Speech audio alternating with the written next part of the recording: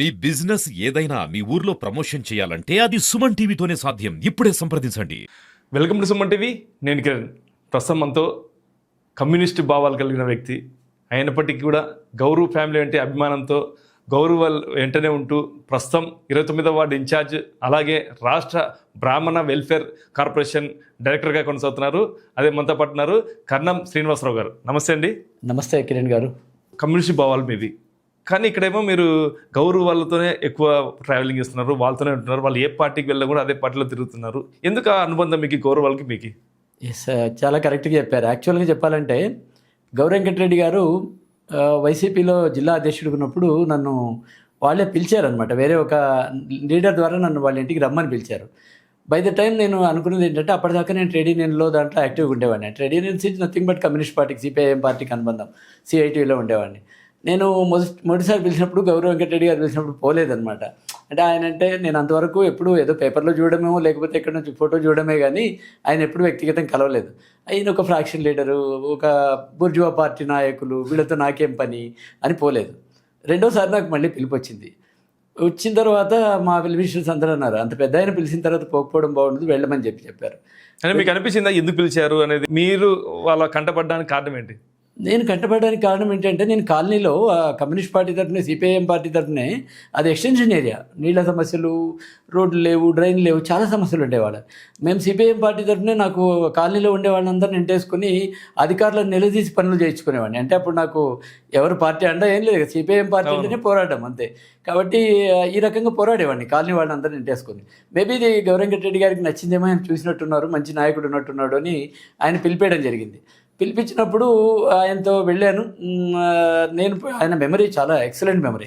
ఒకసారి ఎవరి పేరైనా విన్నాడు అంటే పోయి నేను ఇంట్రడ్యూస్ చేసుకోవాలని ఇలా షేక్ హ్యాండ్ ఇస్తుంటేనే, శ్రీనివాసరావు సార్ తెలుసండి, మీరు ఫార్మా కంపెనీలో ఉన్నారు కదా, సరే అదిగో మన అన్న అప్పుడు 30వ వార్డు కింద ఉండేదేమో, అది 30వ వార్డు బాగా యాక్టివ్గా ఉంటాడు అని చెప్పి ఇద్దరు భార్యాభర్తలు లేచి వచ్చి అట్లా బయటకు వచ్చారు. వైసీపీకి అండవ కప్పి, సార్ కొద్దిగా కాలనీలో మా తరఫున మీరు బాధ్యతలు తీసుకోవాలన్నారు. నాకేం అర్థం కాలేదు. కానీ ఆ తర్వాత కొన్నాళ్ళు వాళ్ళతో ట్రావెల్ చేసిన తర్వాత అనిపించింది, ఈయనేంటి ఫ్రాక్షన్ లీడర్ ఏంటి అని. అంటే ఫ్రాక్షన్ లీడర్ అంటే ఏదో బుర్రమీసాలు, గన్మెన్లు, హంగామా, ఒరే పొరే, ఆర్భాటం ఇది అనుకున్నాను. ఆయన చూసిన తర్వాత అరే ప్రతి చిన్న సమస్యకు రెస్పాండ్ అవుతారు, ప్రతి ఒక్కరిని దగ్గర తీస్తారు అని ఆ వ్యక్తిత్వం చూసిన తర్వాత నేను గౌరవ్ వెంకటరెడ్డి గారికి రియల్గా చెప్పాలంటే ఫిదా అయిపోయాను. కమ్యూనిస్ట్ నుండి వైసీపీ పార్టీ చేరారు. ఎస్. అంటే గౌరవ్ వెంకటరెడ్డి గారిని చూసారు, అంటే వైసీపీ పార్టీని కూడా చూసారు? లేదండి, నేను చెప్పాను కదా, 100% గౌరవ్ వెంకటరెడ్డి గారి వ్యక్తిత్వాన్ని చూసే చెప్పాను కదా. ఎప్పుడైనా వైసీపీలో ఉన్న రోజుల్లో కూడా జగన్మోహన్ రెడ్డి గారి గురించి మాట్లాడేవాడిని కాదు. నేను పార్టీ గురించి ఏదైనా పార్టీ మీటింగ్లో మాట్లాడేవాడిని, కానీ జగన్మోహన్ రెడ్డి గారి గురించి మాట్లాడేవాడిని కాదు. ఎందుకంటే నాకు ఎందుకో సమ్హౌ ఐ డోంట్ లైక్. మళ్ళీ ఇప్పుడు టీడీపీ పార్టీ మారిన వెంటనే గౌరవ్ వాళ్ళు మళ్ళీ వీరు గౌరవ్ వాళ్ళతో పాటు వచ్చారు. టీడీపీ పార్టీ గురించి మీరేం చెప్తారు? అప్పుడేమో వైసీపీ పార్టీ గురించి మాట్లాడలేదు జగన్మోహన్ రెడ్డి గారి గురించి. ఇప్పుడు టీడీపీ పార్టీ చంద్రబాబు గారు కావచ్చు, లోకేష్ గారు కావచ్చు, ఇటు జనసేన అధినేత పవన్ కళ్యాణ్ గారు కావచ్చు, కూటమి ఉంది. నేను ఒక విషయం చెప్తాను. ఎన్టీ రామారావు 1982లో పార్టీ పెట్టాడు, 83లో అధికారంలోకి వచ్చాడు. ఎన్టీ రామారావు అధికారంలోకి వచ్చిన వెంటనే, మీరు నమ్ముతారో లేదో, ఆయన చేసిన ఫస్ట్ పని ఏంటంటే గ్రామాధికారుల వ్యవస్థను రద్దు చేశారు. అంటే కరణాలను, రెడ్లను, అంటే వీళ్ళు అప్పట్లో గ్రామాలను దోచుకునే వాళ్ళని ఒక పేరు. అంటే మా ఫాదర్ కూడా కరణమే. ఇది కర్ణం అంటే ఏంది? ఇంతకు ఇంటి పేరా లేదంటే ఏంది? లేదు, గ్రామాధికారి అంటే గ్రామానికి విలేజ్ హెడ్ అనమాట. అంటే సర్వం రెవెన్యూ రికార్డ్స్ అన్నీ వాళ్ళ చేతుల్లోనే ఉండేవి. పొలాలన్నీ కూడా వాళ్ళు ఏం చెప్తే అదే డిసైడ్ అయ్యేది. అప్పుడు కంప్యూటరీకరణ ఇవన్నీ ఏం లేదు. విలేజ్ హెడ్స్ అంతా బ్రాహ్మణ కులస్తులే ఉన్నారా ఎక్కువ? దాదాపు కరణాలు అప్పట్లో బ్రాహ్మిన్సే, 90% బ్రాహ్మిన్సే ఉండేవాళ్ళు, అదర్ క్యాస్ట్ ఉండేవాళ్ళు కాదనమాట. కాబట్టి విలేజ్కు ఇంకా వీళ్ళు ఏం చెప్తే విలేజ్లో వీళ్ళు చెప్పింది, విలేజ్లో విఆర్ఓలు కానీ వాళ్ళు ఏం లేదు. కరణం ఏం చెప్తే అదే రూల్, అంతే. కరణం ఏమనుకుంటే అదే చేయగలడు. అంటే అంత డామినేటింగ్. ఆ ఊరికి ఒక రకంగా చెప్పాలంటే సర్పంచ్ వాళ్ళంతా కూడా కాదు, కరణం మీద కింగ్ అనమాట. అలాంటి పొజిషన్లు ఉండేవాడు. అయినా నేను, మా నాన్నగారు కరణంగా ఉన్నా కూడా ఈ గ్రామాధికారుల వ్యవస్థను ఎన్టీ రామారావు గారు అధికారంలోకి వచ్చిన వెంటనే రద్దు చేస్తే, అప్పటికే నేను కమ్యూనిస్ట్ పార్టీలో ఉన్నా, దాన్ని స్వాగతించాను నేను. ఎందుకు అంటే నా కుటుంబానికి నాకు ఇబ్బంది అయింది. మీరు నమ్ముతారు లేదు, నేను ఇంటర్మీడియట్ సెకండ్ ఇయర్ చదివేవాడిని అప్పుడు ఆ ఇన్సిడెంట్ జరిగినప్పుడు. ఆ తర్వాత నేను ఇంటర్మీడియట్ ఎడ్యుకేషన్ కూడా కంటిన్యూ చేస్తానో లేదో అనుకున్నాను. ఎందుకంటే మా నాన్న కరణం కొన్నా కూడా ఏం సంపాదించలేదు అందరి కరణాల్లాగా.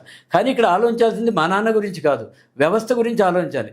వ్యవస్థలో అయితే ఇప్పుడు గ్రామాధికారులు దోపిడీ అయితే చేశారు కాబట్టి నేను దాన్ని ఒప్పుకుంటాను. మా నాన్న ఒక్కరి కోసం అంటే సమాజం మొత్తం బాగుపడుతున్నప్పుడు నా కుటుంబం ఒకటి సఫర్ అయితే కానీ అనుకున్నా. నా ఇంటర్మీడియట్ నా ఎడ్యుకేషన్ కూడా ఎన్టీ రామారావు గారు గ్రామాధికారుల వ్యవస్థ రద్దు చేసినప్పుడు ఆగిపోతుందేమో నా చదువు అనుకున్నా. కానీ బై గాడ్ గ్రేస్ ఎలాగో ముందుకెళ్ళాము. కాబట్టి నేను ఎన్టీ రామారావు గారిని ఆ రోజు నుంచి ఇష్టపడడం మొదలుపెట్టాను. ఎందుకంటే ఇదొక కారణం. అంటే ఒక డేర్ స్టెప్ తీసుకున్నాడు. బ్రిటిషర్స్ పీరియడ్ నుంచి వేళ్లు పాదుకున్నటువంటి గ్రామాధికారుల వ్యవస్థను టచ్ చేసేవాడు ఎవడూ లేడు. అది మొట్టమొదటి చేశాడు. తర్వాత ఏంటంటే ఈరోజు చేసే సంక్షేమ పథకాలు చెప్తున్నారు. ఆ రోజు ఎన్టీ రామారావు గారు మినిమం బేసిక్ నీడ్స్, ఆ రోజుల్లో మీకు తెలిసిందే, తినడానికి తిండి, కట్టుకోవడానికి గుడ్డ, ఉండడానికి గూడు, ఈ 3 కావాలని చెప్పి జనతా వస్త్రాలు ఫ్రీగా ఇచ్చేవాడు. 2 రూపాయల కిలో బియ్యం ఇంట్రడ్యూస్ చేశాడు. తర్వాత వచ్చేసే ఇదేంది కట్టుకోవడానికి బట్టలు, ఇల్లు, తర్వాత 2 రూపాయల కిలో బియ్యం, 3 బేసిక్ నీడ్స్ ఇచ్చాడు అనమాట. అంటే ఇంతకంటే కమ్యూనిస్ట్, ఇంతకంటే సోషలిస్ట్ ఎక్కడ కనిపిస్తాడు చెప్పండి ఆయన? అంతే కదా. కమ్యూనిస్టులు మేము పోరాడేది ఎవరి కోసము? సమాజం కోసం, బడుగు బలహీన వర్గాల కోసం. ఆ పని ఏదో ఎన్టీ రామారావు గారు ఆ రోజు చూశారు. ఆ రోజే నేను ఫిదా అయ్యాను. ఈవెన్ నా ఫ్యామిలీ సఫర్ అయినా కూడా ఐ సపోర్టెడ్ ఎన్టీ రామారావు. అయితే మీరు కర్నల్ అన్నారు, అందులో దానికి ఒక చరిత్ర చెప్పారు. అయితే గ్రామాల్లోనే ఈ కర్ణం అనేది బయటపడింది. అయితే మీరు సొంతంగా కర్నూలు అయితే కాదు, ఎక్కడికి వచ్చారు? మీ ప్రాంతం ఏది? నేను నేటివ్ ఆఫ్ గోనెగండ్ల మండల్ పెద్దమరివేడ్ అండి. మా నాన్నగారిని అక్కడ 40 ఏళ్ళు కరణంగా పనిచేశారు. ఆ తర్వాత ఏమైందంటే ప్రాథమిక విద్యాభ్యాసం అంతా మా ఊళ్ళోనే చదివాను. ఏకాపోధ్యాయ పాఠశాల, టీచర్ వస్తే స్కూల్ ఉంటుంది, లేకుంటే లేదు. అచ్చు తెలుగు మీడియంలో చదివాను. తర్వాత 6th, 7th మా ఊరు నుంచి గోనెగండ్లకు అప్ అండ్ డౌన్ చేయాలి. 5 కిలోమీటర్లు పోను, 5 కిలోమీటర్లు రాను. బై ద టైం ఎంత ఇబ్బంది అంటే రోడ్లు లేవు, ఆటోలు అనేవి ఏమీ లేవు, బస్సులు లేవు, ఏం లేవు. వరిమడ్లు మీకు తెలుసు కదా, వరిమడి గట్లెంబడి కాలువల్లో, వంకల్లో దాంట్లో పోవాలి. కింద పడ్డానంటే ఆ బ్యాగ్ తడిసిపోయి పుస్తకాలు ఒకటి ప్లాస్టిక్ కవర్, యూరియా సంచులు ఉంటాయి చూడండి, ఆ ప్లాస్టిక్ కవర్తో కుట్టిన బ్యాగ్ అనమాట. అది ఇక్కడ తగిలేసుకోవాలి. ఒకటి సిల్వర్ అంటే అల్యూమినియం క్యారియర్ బాక్స్, దాన్ని చేత పట్టుకుని పోవాలి. అంటే నా ఏజ్ ఎంత అప్పుడు 11 years. ఇట్లా 2 ఏళ్ళు చాలా సఫర్ అయ్యాను. వర్షం వస్తే తడుచుకుంటూ రావాలి, పొలాలకు ఎట్లా మరి ఇట్లా పోవడం ఈ ఇబ్బంది చూడలేక మా నాన్నగారు 8th క్లాస్కు లేదు, చాలా సఫర్ అవుతున్నాడు అని చెప్పి ఇంకోటి ఏమి కొంచెం భవిష్యత్ ఆలోచించి కర్నూలు తీసుకొచ్చి 8th క్లాస్ మా అక్క పెళ్లి కావడంతో ఇక్కడ మా అక్క వాళ్ళ ఇంట్లో వదిలేశాడు. దాంతో ఇంకా almost Kurnool 8th, 9th, 10th Kurnool municipal high స్కూల్లో అయిపోయింది. ఇంటర్మీడియట్ బీకామ్ జూనియర్ కాలేజ్లో అయిపోయింది. డిగ్రీ వచ్చేసి గవర్నమెంట్ కాలేజ్ ఫర్ మెన్, అప్పుడు బాలాజీ హోటల్ వెనకాల పెద్ద బిల్డింగ్ ఉండేది, పాత బిల్డింగ్, అక్కడ ఫర్ మెన్లో డిగ్రీ అయిపోయింది. ఆ రకంగా ఆల్మోస్ట్ ఇంకా తర్వాత పెళ్ళి, తర్వాత వ్యాపారాలు, తర్వాత రాజకీయాలు అన్నీ కర్నూలుతోనే ముడిపడి ఉన్నాయన్నమాట. ఓకే అండి. గౌరవ కుటుంబం మిమ్మల్ని నమ్ముకొని 29వ వార్డులో 2019లో కార్పొరేటర్గా మీకు టికెట్ ఇచ్చారు. కానీ దాన్ని మీరు వినియోగించుకోలేక ఓడిపోయారు. వినియోగించుకోలేక అని అనడం నేను యాక్సెప్ట్ చేయను. ఎందుకంటే మీకు గెలుపోవటంలు అనేవి ఎవరి చేతుల్లోనూ లేవు. అంటే ఒక కార్పొరేటర్ క్యాండిడేట్ డిసైడ్ చేసేది కాదు. ఎందుకంటే పైన మన దేశం ఎందుకంటే ఆ విషయం కూడా మొదటిసారిగా 15 ఏళ్ల తర్వాత ఆ వార్డులో మీరు ఉన్నారు, కొన్నేళ్ళట్టు ఉన్నారు, దాన్ని ఎందుకు క్యాచ్ చేసుకోలేకపోయినారు? ఏ పార్టీ వచ్చినా కానీ వ్యక్తికి ఓట్లు కాడ లేస్ మీరు అనేది కరెక్ట్. ఎందుకంటే మా ఎమ్మెల్యే గారు గౌరచెత్తారెడ్డి గారు, గౌరెంకటరెడ్డి గారు కూడా ఆ రోజుల్లో ఓ మాట చెప్పారు. అప్పుడు ఏ వార్డు గెలిచినా గెలవకున్నా సీనియర్ వార్డు గ్యారెంటీ గెలుస్తామని వాళ్ళు చాలా కాన్ఫిడెంట్గా ఉన్నారు. రీజన్ ఏమంటే నేను సర్వీస్ ఓరియంటెడ్. ఆ వార్డుకు ఎవరు అర్ధరాత్రి ఫోన్ చేసినా, కాలువల ప్రాబ్లం ఉన్నా, డ్రైనేజ్ ప్రాబ్లం ఉన్నా, ఇంకోటన్నా రెస్పాండ్ అవుతూనే ఉంటారు. మిడ్ నైట్ నాకు 12:30, 1 గంట తర్వాత కాల్స్ వచ్చినా కూడా నేను రెస్పాండ్ అవుతుంటాను. ఇప్పుడు ఫీల్ గారు అలాంటి వ్యక్తి మామూలుగా అయితే సాధారణంగా అయితే గెలవాలి ఖచ్చితంగా. ఆ నమ్మకంతోనే నాకు ఇచ్చారు. కాకపోతే ఆ రోజుల్లో కొన్ని బలమైన కారణాలు నేను ఓడిపోవడానికి కారణమైంది. నేను ఓడిపోయింది దాదాపు 600, 650 ఓట్ల తేడాతో ఓడిపోయాను. రీజన్ ఏమంటే మామూలుగా ఎక్కడైనా కానీ అధికార పార్టీకి రెబల్స్ ఉంటారు, అవునా కదా. కానీ నేను ప్రతిపక్షంలో పోటీ చేసిన ఆ రోజు వైసీపీ రూలింగ్ పార్టీ ఉంది, టీడీపీ తరఫున నేను పోటీ చేసినా కూడా నాకు రెబల్ క్యాండిడేట్ పోటీ చేశాడు. అతను అంటే ఒక 350 ఓట్లు పక్కకి వెళ్ళిపోయాయి. ఇంకేముంది, ఒక 250, 300 ఓట్లు. నాకు యాక్చువల్గా Muslims, Christians, minority vote bank నాకు చాలా స్ట్రాంగ్ ఉంటుంది. రీజన్ ఏంటంటే మీకు ఇందాక చెప్పాను, నేను కమ్యూనిస్ట్ కాబట్టి అన్ని కమ్యూనిటీస్తో బాగా మింగిల్ అయిపోయేవాడిని. నాకు ఆ క్యాస్ట్, రిలీజియన్. మీరు అన్నారు రెబల్ క్యాండిడేట్ పోటీ చేస్తారంటే అది ఎవరు ప్రలోభలంతో చేసింటారు అనుకుంటున్నాను. నేను ఆ నాయకుల పేర్లు నేను చెప్పడం ఇష్టం లేదు, కానీ ఆ నాయకులు చెప్పారు అన్నాను కానీ ఆ నాయకులు అనుకోయింటే అతన్ని డ్రాప్ చేయించగలిగేవాడు. మా గౌరెంకటరెడ్డి గారు కాదు, మా గౌరెంకటరెడ్డి మా చెత్తమ్మ గారు కాదు, వేరే నాయకుని అనుచరుడు అతను. ఇప్పటికీ అతని అనుచరుడుగానే ఉన్నాడు. ఆయన అనుకుంటే చేయగలిగిండేవాడేమో, ఆయన కూడా ఆయన మాట వినలేదేమో, వాళ్ళ నాయకుని మాట ఆ రోజు వినలేదేమో. నేనైతే సింపుల్గా నన్ను విత్డ్రా చేయించడానికి చాలామంది డబ్బులు ఇచ్చి తర్వాత బెదిరించి అన్నీ చూశారు. నేను వాళ్ళకు ఒక మాట చెప్పాను, నన్ను విత్డ్రా చేయించడం చాలా ఈజీ, ఇంతెందుకు వెంటబడుతున్నారు నాకు, జస్ట్ గౌరెంకటరెడ్డి గారి దగ్గరికి వెళ్ళండి, అక్కడి నుంచి ఫోన్ చేయించండి, సార్ నామినేషన్ విత్డ్రా చేసుకొని తీసుకుంటాను, సింపుల్ మీకు అని చెప్పాను. ఎందుకంటే నా నాయకుని మాట నేను అలా ఫాలో అవుతాను. ఈ రోజు కూడా నేను డైరెక్టర్గా ఉన్నాను, సార్ వదిలేసి దాన్ని రిజైన్ చేయంటే ఈ క్షణం ఇక్కడనే నేను resignation, that is my obedience to my leader. కానీ అక్కడ ఉన్నవాడు ఆ లీడర్కి అలా ఉన్నాడో లేదో తెలియదు. అంటే అప్పుడు మిమ్మల్ని భయపడించింది అప్పుడు టీడీపీ పార్టీ లేదంటే వైసీపీ పార్టీ వాళ్ళ? లేదు, టీడీపీ వాళ్ళు ఎవరు భయపించిండ్రు? రూలింగ్లో ఉండే వాళ్ళే కదా భయపించేది, రూలింగ్లో ఉన్న పార్టీ వాళ్ళే భయపించారు. రూలింగ్లో ఉండే పార్టీలే నన్ను ప్రలోభాలకు కూడా గురి చేశారు. అయినా నేను ఒకటే చెప్పాను, మా నాయకుడు నన్ను నమ్మి నాకు సీట్ ఇచ్చాడు, నేను గెలవాలి, ప్రూవ్ చేయాలి. గెలుపడంలో ఒకే దైవదినాల తర్వాత పక్కన పెట్టాను. ఇది ఒక మెయిన్ రీజను. ఇంకో మాట ఏంటంటే నాకు ముస్లిం మైనారిటీసు, క్రిస్టియన్ మైనారిటీసు వీళ్ళందరూ కూడా నాకు, అందరూ వాళ్ళనే మైనారిటీస్ అనే కాదు, అందరూ నాకు బాగా సపోర్ట్ చేస్తారు. దాంట్లో ఎంఐఎం తరఫున ఒక క్యాండిడేట్ పోటీ చేశాడు. సో నాకు ముస్లిం మైనారిటీ ఓట్ బ్యాంక్లో ఒక 160 ఓట్లు పోయాయి. జావేదా? లేదు, అతను పేరు ఏదో ఉంది, నాకు గుర్తులేదు, మర్చిపోయాను. చిన్న క్యాండిడేట్ ఎవరో పేరు, కాలనీలో ఎవరు పెద్దగా తెలియదు కూడా ఎవరికి. ఆయన కరుడు కట్టిన ముస్లిమ్స్ ఉంటారు కదా, వాళ్ళు ఎంఐఎం అభిమానులు. 160 పోయినాయి. ఏమైంది, 350 ఒక 150, దాదాపు 600 ఓట్లు. తర్వాత నేను కమ్యూనిటీ పరంగా నాకు యాజ్ ఏ బ్రాహ్మిన్గా ఖచ్చితంగా మా బ్రాహ్మిన్స్ ఓట్లు పడేవి. కానీ ఇక్కడ చెన్నై గారు బీజేపీ తరఫున పోటీ చేశారు, అక్కడ మా వాళ్ళంతా ఆర్ఎస్ఎస్ వాళ్ళు ఉన్నారు. సో అట్లా ఒక 60 ఓట్లు పోయాయి, అయిపోయింది. ఇంతే కారణం, ఇంకేం లేదు. అదర్ దాన్ దిస్ నేను 100% గెలవాలి, ఎందుకంటే నేను జనాలకు చేసిన సర్వీస్ అలాంటిది. ఇప్పటికి కూడా నేను ఓడిపోయిన తర్వాత కూడా నేను కార్పొరేటర్ కాదు, ఏం కాదు. కానీ నేను ప్రౌడ్గా చెప్తా, ఈరోజు మా అధికారంలోకి వచ్చి మా పార్టీ ఇంకా 2 ఏళ్ళు కూడా కాలే, 20 నెలలు అయింది. 3 కోట్ల రూపాయల అభివృద్ధి పనులు మా ఎమ్మెల్యే గారిని ఎంటపడి చేస్తా. నేను మా ఎమ్మెల్యే గారితో గొడవ పడతా. ఎందుకు గొడవ పడతా తెలుసా? దీని గురించే గొడవ పడతా. అంటే మీ వార్డులో కార్పొరేటర్ చేస్తారు కదండి అభివృద్ధి పనులు, వాళ్ళు ఉంటే రావాలి కదా ఏదన్నా. నేను అదే ఛాలెంజ్ చేస్తాను. నేను 20 నెలల్లో దాదాపు 3 కోట్ల రూపాయలు పనులు మా ఎమ్మెల్యే గారి ద్వారా నేను శాంక్షన్ చేయించుకున్నాను. వాళ్ళు 5 ఏళ్ళు ఉన్నారు కదా, ఎన్ని పనులు చేశారో ఒకసారి బయట పెట్టమనండి. ఇంకో విషయం చెప్పనా, నేను అపోజిషన్లో ఉన్నప్పుడు టీడీపీ రూలింగ్ ఉంది, వైఎస్ఆర్సీపీ ఎమ్మెల్యేగా మా చెత్తమ్మ గారు ఉన్నారు. ఆ టైంలో కూడా, అంటే మా చెత్తమ్మ గారి మంచితనం అనుకోండి, నా యొక్క పోరాట పటిమ అనుకోండి, ఏదన్నా అనుకోండి, అంటే మా చెత్తమ్మ గారు కూడా చాలా పోరాటం చేసే వ్యక్తి, సాధారణమైన వ్యక్తి కాదు. అంత ఆషామాషిగా దేన్ని వదిలిపెట్టదు. ఆమె అనుకోయిందంటే దాన్ని సాధించే వరకు వదలదనమాట. ఆమె పోరాట పటిమ అనుకోండి, నా యొక్క ఆమెను వెంటబడము, ఫాలోఅప్ చేయడం అనుకోండి, ఏదేమైతేనేమి వైఎస్ఆర్సీపీలో మేము ఎమ్మెల్యేగా ఉండి టీడీపీ రూలింగ్లో ఉన్నా కూడా దాదాపు 12 కోట్ల పనులు, అప్పుడు కార్పొరేటర్ లేరు, 12 కోట్ల పనులు నా వార్డులో నేను అభివృద్ధి పనులు చేసినా ఓడిపోయాను. అదే ఇది రీజను. ఇంకా పోలీసు అప్పుడుండే అధికార బలము, వాళ్ళ మంద బలము, కండ బలము, ఇవన్నీ రీజన్స్తో కూడా నన్ను ఒక మూమెంట్లో ఆల్మోస్ట్ బంధించేశారు ఎక్కడికి పోకుండా. ఇంకా అటువంటిప్పుడు నేను how can this is the reason నేను ఓడిపోవడానికి.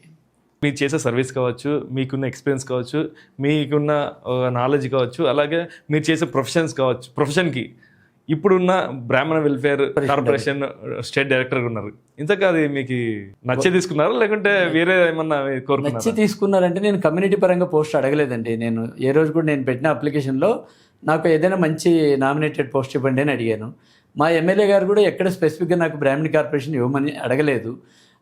కాకపోతే పాండ్యం నియోజకవర్గంలో ఉండే ఏకైక బలమైన బ్రాహ్మణ నాయకుడు నేను కాబట్టి ఆ రీజన్, లేకపోతే చంద్రబాబు నాయుడు గారి క్యాలిక్యులేషన్స్ వాళ్ళకు ఉంటాయి. బట్ ఏది ఏమైతేనేమి నాకైతే మంచి నామినేటెడ్ పోస్ట్ ఇప్పించారు. స్టేట్ చైర్మన్ పోస్ట్ ఆశించారు కానీ స్టేట్ డైరెక్టర్ పోస్ట్ వచ్చింది. అవునండి, ఫస్ట్ టైం కదా. ఇప్పుడు నేనేమంటా అంటే మనల్ని గుర్తించే పోస్ట్ ఇచ్చారు, అది గుర్తింపు అనేది ఇచ్చారు, దానికి సంతోషించాలి. ఓకే, దానికి మనం జస్టిఫై చేద్దాం, దానికి న్యాయం చేకూరుద్దాం. నేనేమంటా అంటే పని చేసేవాడికి పదవులు అక్కర్లేదు అనేది కాన్సెప్ట్ నాది. ఒరిజినల్ చెప్పాలంటే పని చేయడానికి పదవులు అక్కర్లేదు. కానీ ఈ మధ్యకాలంలో నేను గమనించింది ఏంటంటే తప్పకుండా ఏదో పదవి ఉంటేనే బాగుంటుంది అనిపించింది. ఎందుకంటే ఎక్కడైనా వెళ్ళినప్పుడు చేసినప్పుడు ఆఫీసులోకి వెళ్తాయి ఎవరు, నేను ఇప్పుడు నా కార్డు పంపించాను అనుకోండి, ఆంధ్రప్రదేశ్ గవర్నమెంట్ సింబల్ ఉంటుంది దానిపైన, చూస్తే రండి పంపించండి అంటారు. అంటే కొద్దిగా నాకు ఫెసిలిటేషన్ అది, అంటే ఏదైనా నాకు పనులు చేసి పెట్టడానికి నా కాలనీ వాళ్ళకి కానీ ఇంకోటి కానీ ఫెసిలిటేషన్. దానికోసం పదవి కావాలనుకున్నా కానీ రియల్గా సర్వీస్ చేయడానికి పదవి అక్కర్లేండి. నేను 12 కోట్ల పనులు చేయించినప్పుడు నా కాలనీలో ఐఎమ్ నాట్ ద కార్పొరేటర్, మా గవర్నమెంట్ లేదు, మా ఎమ్మెల్యే గారు కూడా రూలింగ్ పార్టీ లేరు, మరి చేసాం కదా. కాబట్టి పదవే సర్వీస్కి ఏం కాదు. ఇచ్చారు, సంతోషించాను, నన్ను గుర్తించారని సంతోషించాను. ఏ ఉద్దేశంతో ఇచ్చారో తెలియదు, దానికి న్యాయం చేకూర్చాలనుకున్నా. ఖచ్చితంగా అక్కడ కూడా నేను న్యాయం చేకూరుస్తున్నా. ఇప్పటిదాకా నేను ఒక్క బోర్డ్ ఆఫ్ డైరెక్టర్స్ మీటింగ్కి అటెండ్ అయ్యాను. తర్వాత ఈడబ్ల్యూఎస్ మినిస్టర్ సవితమ్మ గారితో ఫేస్ టు ఫేస్ మీటింగ్కి అటెండ్ అయ్యాను. అక్కడ కూడా నేను కమ్యూనిటీ పరంగా నాకు ఒక పోస్ట్ ఇచ్చారు కాబట్టి మా సమస్యలు అక్కడ లేవనెత్తాను. ఆమెతో కూడా మాట్లాడాను, మా చైర్మన్ గారితో కూడా మాట్లాడుతున్నా. తప్పకుండా దానికి కూడా న్యాయం అయితే చేస్తాను నేను. ఓకే, మీరు గౌరవ ఫ్యామిలీలో గౌరవ వెంకటరమణ గురించి మాట్లాడారు, గౌరవ చేతమ్మ గురించి మాట్లాడారు. యువ నాయకుడు వాళ్ళ కొడుకు తనయుని గురించి మీరు ఏం చెప్తారు? నేను ఏమంటా అంటే, ఇప్పుడు చంద్రబాబు నాయుడు గారి మంత్రివర్గం చూసింటారు ఎలా ఉంది అనేది. ఇప్పుడు యంగ్ లీడర్ నారా లోకేష్ ఎలా ఉన్నాడు చెప్పండి. అంటే డైనమిక్గా పనులు చేయడంలో కానీ, అభివృద్ధి పనులు చేయడంలో కానీ, పబ్లిక్ని అంతా కలిసిపోవడంలో కానీ, లేదు లీడర్స్ని అందరినీ కలుపుకుపోవడంలో కానీ, లేదు ఆలోచనలో కానీ ఎంత డైనమిక్గా ఉన్నాడో అంత డైనమిక్గా ఉన్నాడు మన నారా లోకేష్ బాబు గారు. అలాగే రామ్మోహన్ నాయుడు గారు, ఇట్లా చాలామంది. తర్వాత ఇంతకుముందు గల్లా జయదేవ్ ఉన్నారు, ఇప్పుడు లేరు. ఈయన ఎవరు, ఆయన ఎంపీ ఉన్నారు చూడండి కోస్టల్ ఏపీలో. ఇంత డైనమిక్ లీడర్స్ ఉన్నారు. అంటే యంగ్స్టర్స్, ఎడ్యుకేటెడ్స్, డైనమిక్ లీడర్స్. ఖచ్చితంగా నేను ఒక మాట ప్రౌడ్గా చెప్తాను. నేను మా గౌరు జనార్దన్ రెడ్డి, మా గౌరు దంపతుల తనయుడు పాలిటిక్స్లోకి వచ్చాడంటే మాత్రం ఖచ్చితంగా ఇప్పుడు నేను ఏ నేమ్స్ అయితే కోట్ చేశానో ఆ స్థాయిలో వెళతాడు. ఎందుకంటే ఆ క్వాలిటీస్ ఉన్నాయి. మీకు తెలిసింటుంది, ఓపెన్ బహిరంగ సభలోనే పవన్ కళ్యాణ్ గారు చెప్పారు కదా, అమ్మ చరితమ్మ గారు మీరు చేసుకున్న అదృష్టం అండి ఇలాంటి కొడుకుని కనడం అని. ఒక బుక్ ఇచ్చాడు. ఆ బుక్ చూసి నేను ఎప్పుడో చిన్నప్పుడు దీన్ని తెలుగులో ఏదో చదివాను, ఇప్పుడు ఇంగ్లీష్లో ఇచ్చాడమ్మా. అంటే ఆ భావజాలం, ఆ ఆలోచన సరళి ఎలా ఉందనేది ఆ ఒక్క వాక్యంతో తెలిసిపోతుంది. లోకేష్ బాబు గారిని, మీకు అది బయటకు వచ్చిందో లేదో తెలియదు, లోకేష్ బాబు గారిని మా గౌరు జనార్దన్ రెడ్డి గారు ఒకసారి కలిసినప్పుడు ఆయనకు ఒక బుక్ ఇచ్చాడు. అది ఒక్కొక్కరికి ఒక అలవాటు ఉంటుంది. ఒక బుక్ ఇచ్చారు, ఆయనతో చాలాసేపు మాట్లాడారు. మాట్లాడిన తర్వాత ఓ మాట అడిగారంట లోకేష్ బాబు గారు. ఏమని అంటే, ఇప్పుడు ఎడ్యుకేషన్ సిస్టమ్ గురించి నీకు మంచి అవగాహన ఉన్నట్టుంది, నాకు ఒక మంచి ఏదైనా ఒక రూట్ మ్యాప్ లాంటిది నువ్వేమైనా ప్రొవైడ్ చేయగలవా అని అంటే ఎంత టాలెంట్ ఉంటే లోకేష్ బాబు గారు లాంటి వాళ్ళు, పవన్ కళ్యాణ్ లాంటి వారు ఆ మాట అంటారు. నేనేదో చెప్తే నేను మా గౌర దంపతుల కొడుకు ఆటోమేటిక్గా మా అబ్బాయి కాబట్టి నేను అభిమానంతో చెప్తాను. కానీ ఇట్స్ నాట్ లైక్ దట్. మా గౌర వెంకటరెడ్డి గారికి ఉండే మెమరీకి డబల్ మెమరీ అబ్బాయికి ఉంటుంది. అంటే నేను చిన్న ఎగ్జాంపుల్ చెప్తాను. ఎలక్షన్ క్యాంపెయిన్ చేస్తూ ఉన్నాం మన అసెంబ్లీ ఎలక్షన్లో. ఎక్కడో ఒక మ్యాథ్స్ టీచర్ శ్రీకృష్ణ కాలనీలో కలిశాడు. అతని పేరు అడిగాడు, అయిపోయింది. తర్వాత షరీనగర్లో క్యాంపెయిన్ చేసేటప్పుడు నేను జనరల్గా వెంటున్నా. వెళ్తే అంకుల్ అని ఆయన పేరు పెట్టి పిలుస్తున్నాడు. అరే ఫస్ట్ టైం ఒకసారి చూశాడు. నేను ఇక్కడ పక్కన నుండి నాకు గుర్తులేదు ఆయన పేరు. ఆయన అక్కడ అంకుల్ మీరు అక్కడ కలిశారు కదా, మొన్న అక్కడ ఉన్నారు కదా 29వ వార్డులో. అంటే ఎంత మింగిల్ అవుతున్నాడు, ఎలా కలిసిపోతున్నాడు, ఆ మెమరీ, ఆ తెలివితేటలు, ఆ డైనమిజము. ఈరోజు నేను ప్రౌడ్గా గర్వంగా ఛాలెంజ్ చేసి చెప్తాను, ఏ లీడర్ అయినా సరే, ఏ విలేజ్ కన్నా వెళ్ళని మా గౌరు జనార్దన్ కనీసం అంటే అక్కడ 40-50 మందిని పేర్లు పెట్టి పిలుస్తాడు. ఇంత పిలిచే నాయకుడు ఎవడన్నా ఉన్నారా చెప్పండి? అంటే ఎంత కలిసిపోతే ఆయన ప్రజల గురించి ఎంత ఆలోచిస్తే వాళ్ళని ఎంత చక్కగా గుర్తుపెట్టుకోవాడు. జస్ట్ లైక్ దట్ గుర్తుపెట్టుకోలేము. ఇప్పుడు ఉన్న ఇక్కడ 10 మందిని నాకు మీరు ఇంట్రడ్యూస్ చేస్తే మళ్ళీ నెక్స్ట్ వచ్చినప్పుడు కిరణ్ గారు ఒక్కడు గుర్తుంటారేమో, 1 or 2 అదర్స్ గుర్తుండొచ్చు. అంటే that is actually Gowru Janardhan అనేది పాండ్యం నియోజకవర్గానికే కాదు, మన రాష్ట్రానికి ఒక మంచి నాయకుడు తయారవుతాడు అని చెప్తాను నేను రాబోయే రోజుల్లో. ఖచ్చితంగా దాంట్లో డౌట్. ఇప్పుడు మీరు గౌరవ జనార్దన్ రెడ్డి గారి గురించి ఇంత చిక్కతగా చెప్పారు కదా. రేపు 2029లో గౌరవ దంపతులు వాళ్ళ టికెట్ని త్యాగం చేసి కొడుకుని బరిలో దింపితే ఎలా ఉంటుంది? నన్ను అడిగితే ఏమంటా అంటే, ఇప్పుడు చెప్తున్నా కదా, యంగ్ డైనమిక్స్ యుగం నడుస్తుంది, ఇప్పుడు ఆ జనరేషన్ నడుస్తుంది. ఇప్పుడు టికెట్ త్యాగం చేయాల్సిన సందర్భం వచ్చిందంటారా, సమయం కూడా వచ్చిందంటారా? సందర్భం వచ్చింది, సమయం వచ్చిందని కాదు. ఏదైనా కానీ ఖచ్చితంగా పరిస్థితులే నిర్ణయిస్తాయి దేన్నైనా కానీ. నాయకులు ఎప్పుడు కూడా నాయకుల్ని ఎవరు తయారు చేయరండి, నాయకులు పుట్టుకొస్తారు. ఇది నా కాన్సెప్ట్, నేను బలంగా నమ్మే కాన్సెప్ట్. ఇప్పుడు నరేంద్ర మోడీ గారిని ఎవరైనా తయారు చేశారా? ఎవరు తయారు పుట్టుకొస్తారు జనాల్లోంచి. అలాగే గౌరు జనార్దన్ రెడ్డి గారు కూడా జనాల్లో నుంచి పుట్టుకొచ్చిన నాయకుడు కాబట్టి ఖచ్చితంగా ఆపర్చునిటీ వస్తుంది. అదేదో వారసత్వంగా ఇవ్వాలని కాదు. ఒకవేళ వారసత్వం కాకుండా ఆయనకుండే డైనమిజంకు, ఆయనకుండే తెలివితేటలకు, ఆయనకుండే జనాల్లో కలిసిపోయే మనస్తత్వానికి, ఆయనకుండే నాయకత్వ లక్షణానికి ఖచ్చితంగా అవకాశాలు వస్తాయి. అంటే గౌరు బ్యాక్గ్రౌండే అక్కర్లేదు, ఆయనకుండే క్వాలిటీస్ ఖచ్చితంగా నాయకుడు అవుతాడు ఆయన. ఓకే అండి, 2019లో మీరు కార్పొరేటర్గా ఓడిపోయారు. అయితే నెక్స్ట్ స్థానిక సంస్థల ఎలక్షన్స్లో వచ్చే కార్పొరేషన్ ఎలక్షన్స్లో మళ్ళీ 29వ వార్డులో కార్పొరేటర్గా మీరు మళ్ళీ పోటీలో దిగుతారా? నేను ఏమంటా అంటే ఒకటే చెప్పాను, నేను మా గౌరవ కుటుంబానికి నేను ఒక సోల్జర్. అంటే మా గౌరవ వెంకటరెడ్డి గారికి, మా గౌరవ చిత్తారెడ్డి గారికి ఒక రకంగా చెప్పాలంటే వాళ్ళ కుటుంబానికి నేను ఒక నమ్మిన సోల్జర్ని. నేను గౌరవ వెంకటరెడ్డి గారు మీరు నిలబడండి సార్ అంటే ఖచ్చితంగా నిలబడతాను, అది ఏమైనా కానీ. అంటే అపోజిషన్లో ఉన్నప్పుడే అంత నామినేషన్ వేయడానికి భయపడే రోజుల్లో నిలబడ్డాను.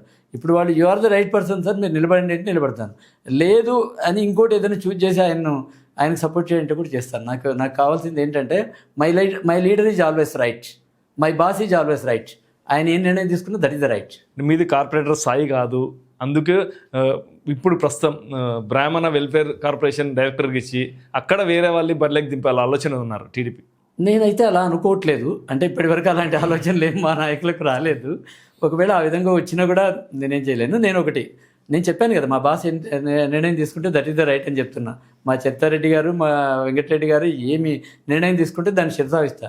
కాకపోతే పెద్ద చిన్న ఏం లేదు, రాష్ట్ర స్థాయి ఏం లేదు. ఇక్కడ కూడా మేబీ నన్ను ఏమైనా వాళ్ళు డిప్యూటీ మేయర్ గాను చూడాలనుకున్నారేమో. ఇక్కడ చూడాలనుకున్నా కార్పొరేటర్గా గెలిచాలా కదా, కార్పొరేటర్గా పోటీ చేయాలి కదా. అవును, కార్పొరేటర్గా అవకాశం ఇస్తారేమో నెక్స్ట్. నాకు మళ్ళీ మీరు అన్నీ చేయమంటారేమో. ఎందుకంటే ఈరోజు కూడా నేను ఏ కార్పొరేటరు ఏ లీడరు చేయని పనులు నేను కాలనీలో చేస్తూనే ఉంటాను. ఉదయం లేచినప్పటి నుంచి 24/7 నా ఫోన్ ఆన్లోనే ఉంటుంది. ఏ సమస్య వచ్చినా అటెండ్ అవుతాను. దాదాపు అన్నిట్లో ఇన్వాల్వ్ అవుతుంటాను. మరి అటువంటిప్పుడు నేను రైట్ పర్సన్ అని, ఇక్కడ కార్పొరేషన్లో రైట్ పర్సన్ అంటే ఖచ్చితంగా పోటీ చేస్తాను. అదే మీరు చెప్పండి, ఇంత గౌరవాల పేరు చెప్పుకోకుండా మీరు సొంతంగా మీ మనసులో మీ వార్డులో పోటీ చేయాలని చెప్పేసి మీకు లేదా? నేను ఒకటే అంటాను, ఎందుకంటే రాజకీయాల్లో నేను డిసిప్లిన్డ్ ఆర్మీ అండి. మా చంద్రబాబు నాయుడు గారికి చంద్రదండు అని ఎట్లా ఉందో మా గౌరవ వెంకటరెడ్డి గారికి కూడా మీరు ఏదన్నా గౌరవ వెంకటరెడ్డి అన్న వాళ్ళ మీద తప్పుతున్నారు. ఇక్కడ మీ వార్డులో మీరు అన్నారు కదా, ఇన్ని కోట్లు పెట్టి నేను చేశాను, ఆ గతంలో కౌన్సిల్ లేకున్నా 15 కోట్లు చేశాను, ఇప్పుడు కూడా 2-3 కోట్లు పెట్టి చేశాను, అభివృద్ధి చేస్తున్నాము అని చెప్పేసి, నిధులు తెప్పిస్తున్నాము అని చెప్పి అంత ప్రేమ ఉంది మీకు ఆ వార్డులో, మరి మీకు పోటీ చేయాలని ఉండదా? ఖచ్చితంగా ఉంటుంది, ఉండదని చెప్పి.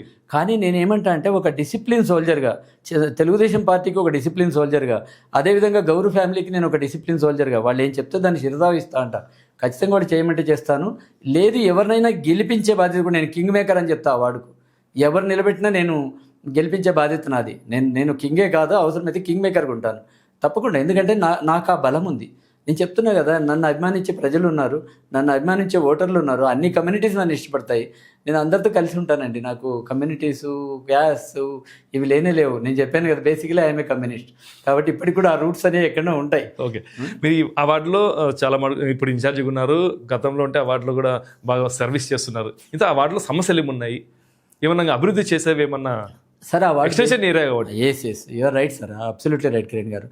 అది ఎక్స్టెన్షన్ ఏరియా కాబట్టి ఎన్ని పనులు చేస్తున్నాయి. ఇంతకుముందు ఒక 12 కోట్ల పనులు చేయించిన, వైసీపీలో మా ఎమ్మెల్యేగా ఉండి చిత్తారెడ్డి గారు ఎమ్మెల్యేగా ఉన్నప్పుడు చేయించిన, ఇప్పుడు 3 కోట్ల పనులు దాకా చేయించిన. ఇంకా కనీసం అంటే కూడా మన బేసిక్ నీడ్స్ లేనివి చాలా ఉన్నాయి. అంటే డ్రింకింగ్ వాటర్కు పైప్ లైన్లు లేవు, డ్రైన్స్ లేవు, రోడ్లు లేవు, ఇలాంటివి చాలా ఉన్నాయి. ఇవన్నీ కూడా ఒక పక్క ఫోకస్ చేస్తున్నాం, ఎందుకంటే మనకు షార్టేజ్ ఆఫ్ ఫండ్స్. ఇప్పుడు 16 వార్డులో అందరూ చూసుకోవాలి. నేను ఈ విషయాల్లో మా ఎమ్మెల్యే గారితో గొడవ పడుతుంటే కూడా నా ఫండ్స్ తెచ్చుకోవడానికి. ఏది ఏమైనా 3 ఏళ్లలోపు మా కాలనీకి దాదాపు ఇప్పుడు ఎంతవరకు వార్డు పెరిగిందో అంతవరకు బేసిక్ నీడ్స్ అనేది ఖచ్చితంగా సమకూరుస్తా అండి. ఇంకో విషయం ఏంటంటే, నేను this is appropriate or not నాకు తెలియదు, నేను కరప్షన్కు కొంచెం వ్యతిరేకిని.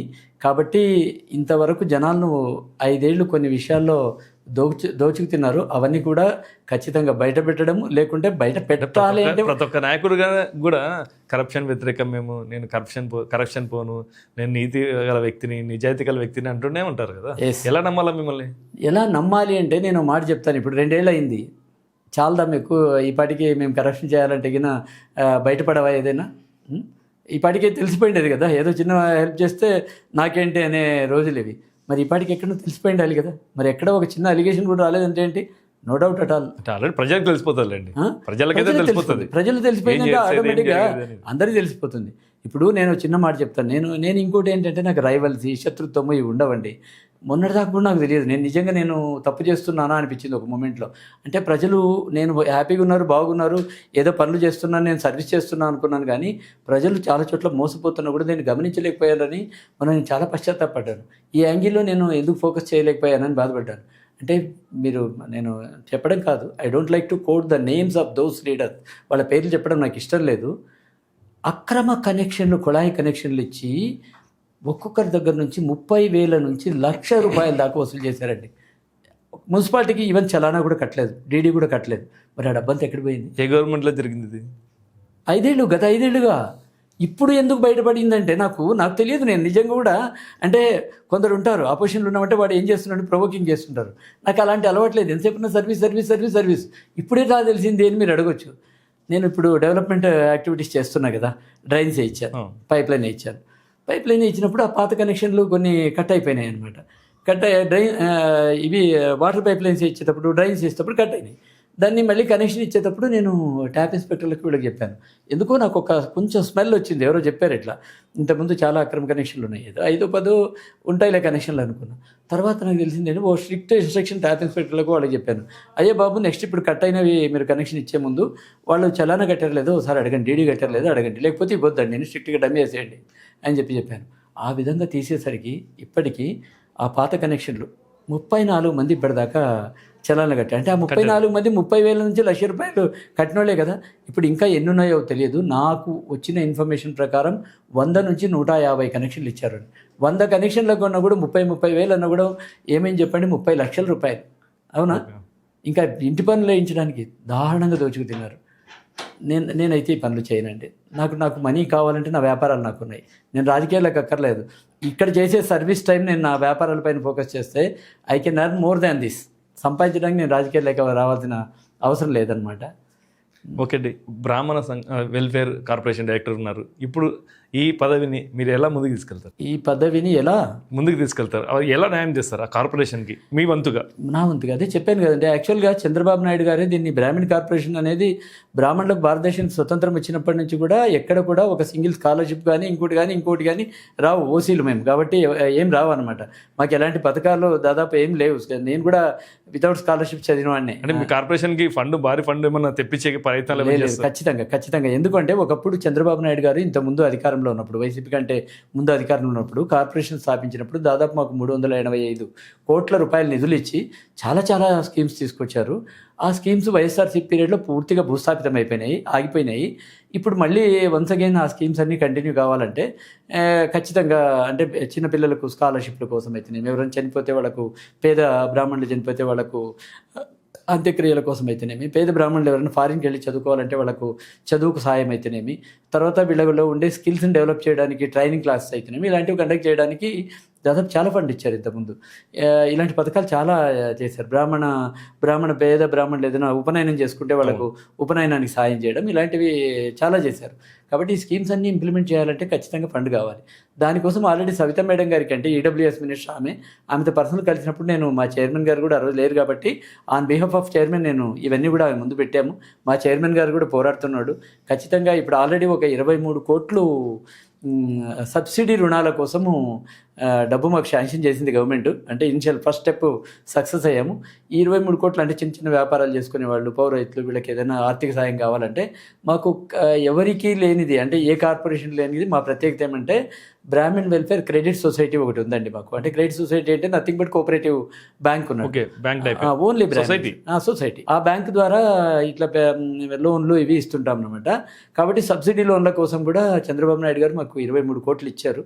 ఆ 23 కోట్లు అంటే సబ్సిడీ కోసం అన్నారు. కాబట్టి దాని ద్వారా ఖచ్చితంగా పేదలకు, కొంతవరకు పేద బ్రాహ్మణులకు మేము సాయం చేయడానికి ఖచ్చితంగా నేను ముందుకు తీసుకెళ్తా. ఇంకా ఎక్కువ ఫండ్స్ రావడానికి మా చైర్మన్ గారి ఆధ్వర్యంలో ఖచ్చితంగా పోరాడతామండి, దాంట్లో డౌట్ ఏం లేదు. ఓకే అండి, ఫైనల్గా మీ గోల్ ఏంటి?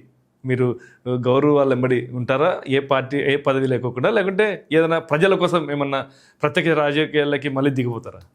నేను ఏమంటానంటే అండి, గౌరవాలతో పాటు ఉన్నాను అనేది ఒకటైతే, నేను తెలుగుదేశం పార్టీలో ఉన్నా అండి. నేను తెలుగుదేశం పార్టీ 29వ డివిజన్ ఇన్ఛార్జ్ను. ఈరోజు నాకు కార్పొరేషన్ డైరెక్టర్కి ఇచ్చారంటే కూడా నేను తెలుగుదేశం పార్టీలో ఒక మంచి బలమైన, మీరు స్టార్టింగ్ కూడా మాట్లాడినారు, నాకు పార్టీ కాదు ఫస్ట్ గౌరవాలే ముఖ్యం. మీరు ఎలా వచ్చారు రాజకీయాల కంటే గౌరవ ఫ్యామిలీ, నేను కమ్యూనిస్ట్ ఉండేవాడిని అని చెప్పాను. కాబట్టి తెలుగుదేశం పార్టీ నాయకుడిని నేను బేసికల్గా. కాబట్టి ఖచ్చితంగా నేను ఓ మాట చెప్పాను, ఎన్టీ రామారావు గారు మా గ్రామాధికారుల వ్యవస్థను తీసేసినా కూడా నేను ఎన్టీ రామారావు గారిని సపోర్ట్ చేశాను. అంటే మా నాన్నకు ఉపాధి పోయింది, మాకు నోటి దగ్గర కూడు కరువైంది, అయినా నేను ఎన్టీ రామారావు గారిని సపోర్ట్ చేశానంటే రీజన్ ఏంటంటే ఆయన ఫ్యాన్, నేను ఆయన అభిమాని, నేను ఎన్టీఆర్ అభిమాని. ఇంకో రకంగా చెప్పాలంటే సినిమా పరంగా ఎదిగిన బాలయ్య బాబుకు పిచ్చి అభిమాని నేను. కాబట్టి ఆ తర్వాత నారా చంద్రబాబు నాయుడు గారు తీసుకున్న డైనమిక్ స్టెప్స్ అయితేనేమి ఈరోజు రాష్ట్రాన్ని అభివృద్ధి పదంలో నడిపిస్తున్న తీరు, తర్వాత నారా లోకేష్ బాబు గారు ఈరోజు మన రాష్ట్రానికి పరిశ్రమలు తీసుకోవడంలో ఆయన పడుతున్న కష్టం అయితేనే చూసిన తర్వాత ఇంతకంటే బెస్ట్ పార్టీ ఏది ఉండదని చెప్పి ఒక కన్క్లూజన్కి ఎవరైనా వస్తారు, నేనే కాదు ఎవరైనా వస్తారు, నాలాంటి చిన్న సైజు నాయకుడు ఎవరైనా వస్తారు. మా గౌరవ దంపతులు కూడా అప్పట్లో ఏదో ఆ పరిస్థితుల ప్రభావం వల్ల వెళ్ళారేమో కానీ కాంగ్రెస్ పార్టీ నుంచి ఉన్నారు, ఆటోమేటిక్గా వైఎస్ఆర్సీపీకి వెళ్ళారు. కానీ ఒక మంచి ప్లాట్ఫామ్ అనేది వాళ్ళకు కూడా దొరికింది. అంటే మా గౌరవ దంపతులు లాంటి వాళ్ళు మేము ఉండడానికి కరెక్ట్ ప్లాట్ఫామ్ దొరికిందండి. నేను ఆ రోజు ఇంకో మాట కూడా చెప్పాను, వైసీపీలో ఉన్నప్పుడు కూడా జగన్మోహన్ రెడ్డిని గారిని పొగడమంటే ఎక్కడ పొగిడేవాడిని కాదు, ఆ ఒక్కటి నాకు చెప్పొద్దండి సార్ అనేవాడిని నేను గౌరవ వెంకటరెడ్డి. అంటే what it mean I'm not, అంటే నాకు ఆ పార్టీ ఇష్టం లేదనే కదా. అంటే అభిమానం ఉంది అప్పుడు కూడా. ఎవరిపైన అభిమానం ఉంది? ఎన్టీఆర్ మీద అభిమానం ఉంది, వైసీపీ మీద అభిమానం కాదు. కేవలం గౌరవాళ్ళ కోసం ఇంకా వైసీపీలో కంటిన్యూ అయినాను. గౌరవాళ్ళు తెలుగుదేశంలోకి రావాలని డెసిషన్ తీసుకున్న ఫస్ట్ నేను వెంకటరెడ్డి గారితో కూర్చున్నప్పుడు సార్ యూ హ్యావ్ టేకెన్, వెంటనే వచ్చేసేయండి సార్, వెంటనే వచ్చేయండి అన్న. మిగతా వాళ్ళు ఏం చెప్పారంటే రైట్ ప్లాట్ఫామ్ సార్, మీలాంటి వాళ్ళకు మనలాంటి వాళ్ళు కష్టపడడానికి మంచి ప్లాట్ఫామ్ అని చెప్పారు అనమాట. కాబట్టి ఖచ్చితంగా వీఆర్ కోర్ తెలుగుదేశం పార్టీ అనే చెప్పాలి. అప్పుడు పరిస్థితుల ప్రభావం వల్ల గౌరవ కుటుంబం వైసీపీతో ఉండబట్టి నేను ఏదో వైసీపీలో ఉన్నానేమో కానీ no doubt at all I'm the fan of NTR, I'm the fan of Balayya Babu, I'm the fan of Chandrababu Naidu and Lokesh Babu. దాంట్లో ఏం డౌట్ లేదండి. Okay sir, okay, thank you very much. Thank you very much. ఇదండి ఇవాళ ఇంటర్వ్యూ. మరో ఇంటర్వ్యూలో మళ్ళీ కలుస్తాం. చూస్తూనే ఉండండి Suman TV. Thank you very much.